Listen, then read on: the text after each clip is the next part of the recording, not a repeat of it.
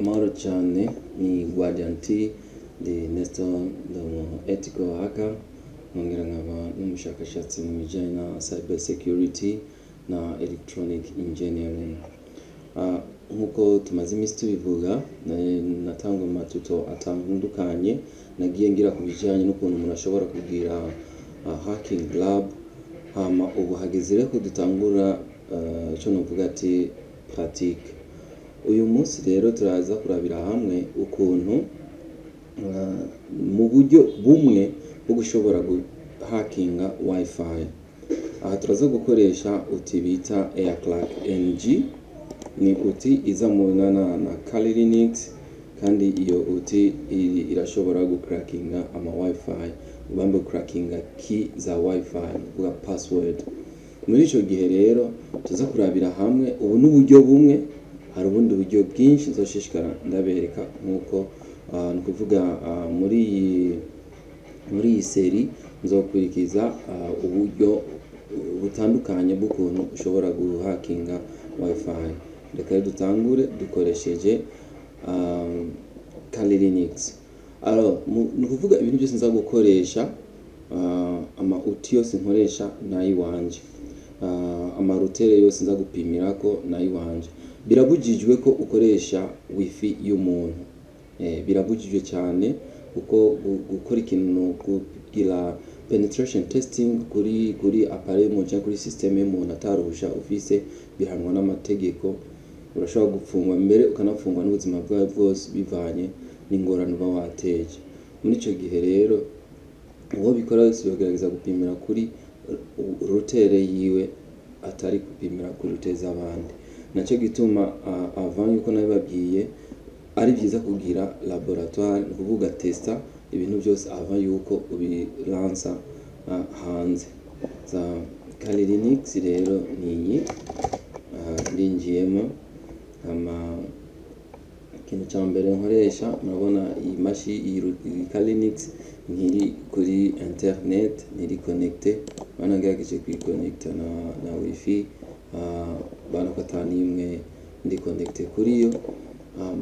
Ikindi gira kabiri hariho telefone, nubwo ati ni nayo client, ni kuvuga niri connecte kuri no wifi. Murabona ngaha kwifise access internet. Muri icyo gihe rero ntangure. Commande ya mbere ndabe ko carte wifi iri connecte, adaptateur wifi kuri connecte. Iyi adaptateur wifi rero irasporta monitor mode, cyangwa yikonvertisa muri monitor mode kugira ngo ushobore gukapta les signal zose radio waves ziriko ziraca ngaha hafi muri rayon dufate ya 100 metres. Okay, muri icyo gihe ndansa commande yitwa sudo ng start wlan 0. Ni kuvuga adaptateur ndaje kwikonvertisa muri monitor mode. Hari igisigaye no guskana ama wifi yose ari iruhande yanje yose. Ubwo turariko twashoboye gukonvertisa successfully muri monitor mode. Cyaturabira murananga mode kwari monitor. Okay, cyaturansa commande yitwa sudo erodump ng wlan 0. Ishitangura guskana amampuza yose ari ngaha iruhande yanje. Ni kuvuga murabona ngaha hantu ndi amarouter hari nabiri gusa, nta yindi access point hari izi zibiri gusa. Aje tubona hariyo BSSID, ni MAC address ya router. Twaje tubona ma station, iyi station nk'iyi ni MAC address y'intuze ya appareil iri connecte kuri iyo router. Ibi byose hariho recons, hakabaho na data. Murabona nk'iyi router igora na 5 ama data, ni kuvuga iri kirakora la transmission de données. Muri icyo gihe twamaze kubona router ngomba gusibla, niyo ngomba gucrackinga, niyo ntoye muri izi zibiri. Okay, kandi ababwiye ko mupimira kuri router mufitiye uruhusha canke iwawe. can stoppinga, meje gustopinga ikintu nca nkora ngaha ngomba rero ninjire muri no router specifique yonyene, kuvuga inatoya hari kirasikana ama router yose mugubu ngoma ninjire juste muri iyi router yonyene nashatse gusibura. Muri ico gihe nca ndansa commande yitwa sudo aerodump tdmg ama tbiri bssid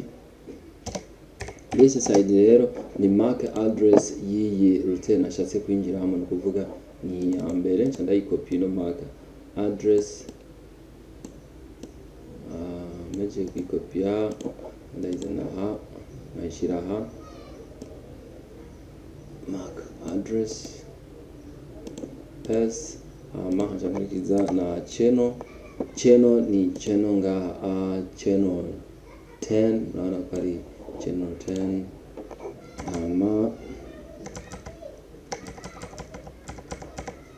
channel 10 and the W ni right, nshira ahantu nza kwandika ino aho ngomba ko nza gukapta ico bita handshake. For handshake ni kuvuga ni way ukuntu amapareye ashobora communicana router, for appareil connecté kuri router ukuntu communicana nayo kugira ngo habeho transmission de données. Muri ico gihe muri haba urugo rufunguruzo ni kuvuga mode pass ya wifi ibiri kira transita mu kirere, kuvuga ngaho ico nteza gukora ntegeza ko intercepta données ziriko ziba hagati ya router na appareil iri connecté kuri iyo router, kuko mu madona bari araba transmise haba harimwo password. Reka tugira ngarero hack tuyite hack iyo file iyi niza gukapta ico bita handshake. Iyo handshake niyo tuza kugerageza gucrackinga kugira ngo dutore modo password. Okay, muri ico gihe cha tugerageza rero kugira ico bita deauthentication and denial of service.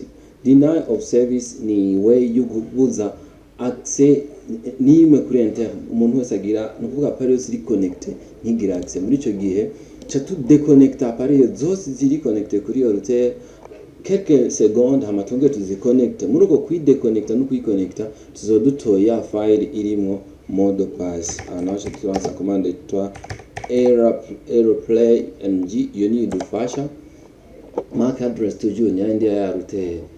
Alors we hit enter kuri tatu iratanguye. Murabona ngaha iriko iragira ntiraskana. Murabona ngerageje kwinjira ngaha kuri ya telefone yanje. Telefone murabona iri connecté. Murabona telefone kuri connecté irafise internet access. Naho twoshaka ngaha tukandikamwo ikintu ngize Burundi. Murabona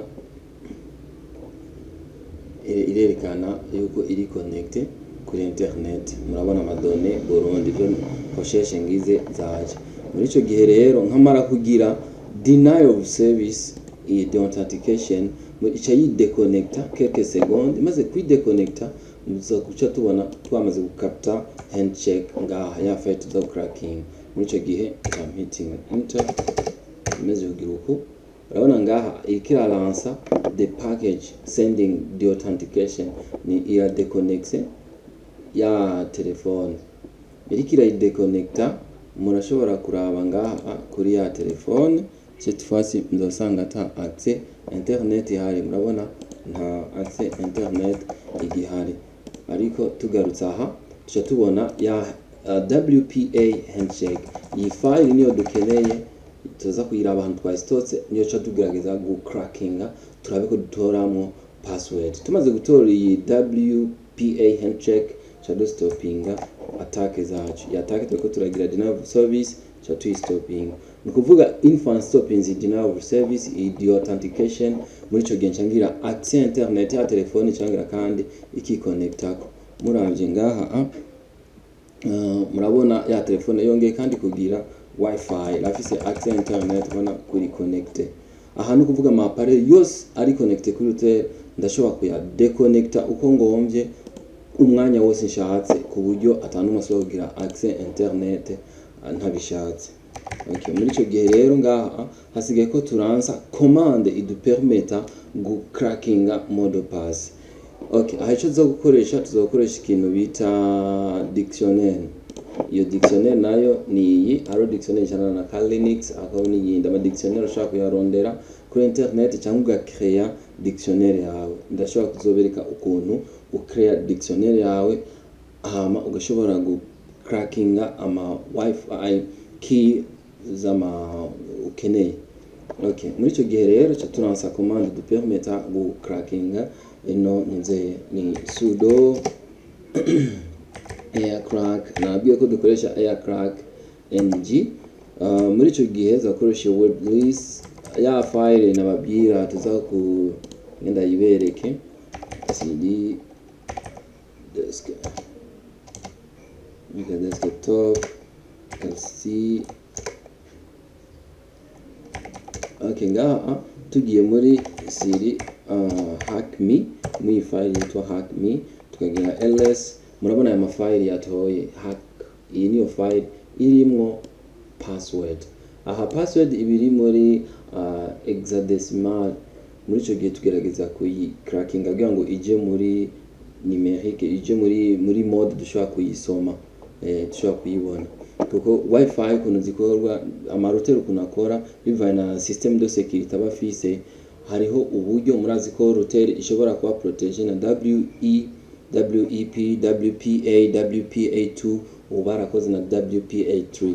Izo zose hari uburyo bwo kuzicrackinga, no kuvuga bivanye na system de sécurité kila router yose ifise.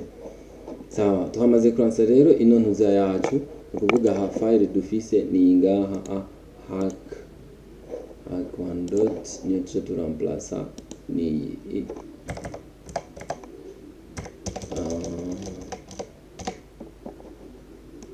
okay, paste. Murabona aha tuhejeje kugira ante gushiramo ino command deja ni aircrack. Aircrack ni outil ya Linux permeta gucrackinga ama mot de passe. No kuvuga mot de passe rero ziba ziri mu file iye hack ariyo yingaha twagerageje gustokamo ya handshake for handshake, niho hari mot de passe tuza tugerageza rero gucrackinga tukoresheje ino word list. Tugerageze kuyicrackinga turabe igitangura analyze. Murabona ko irahejeje gutora mot de passe hinginga. Mot de passe ni ya router iyi wifi. Okay, mot de passe rero turacha tuyikopia. Maana ko ino mot de passe iri sophistiqué, iri un peu compliqué ko rimwe aya ma caractère mugabo urabona igerageje kuyicrackinga muri 49 secondes. Muri ico gihe cha tujaha tuce twiconnecta kuri ya wifi kugira ngo murabe réellement yuko mot de passe twagizene kwa ariyo. Muga avant igituma tudashobora gukapta wifi nuko tukiri muri monitor mode. Just dubanza tugakuramo tukaja muri managed mode, aircrack mon stop w0 ama tugageje kucha tuja mot de passe toujours hanginga tuja muri okay. Ubu urabona ngizi ngaha wifi connect.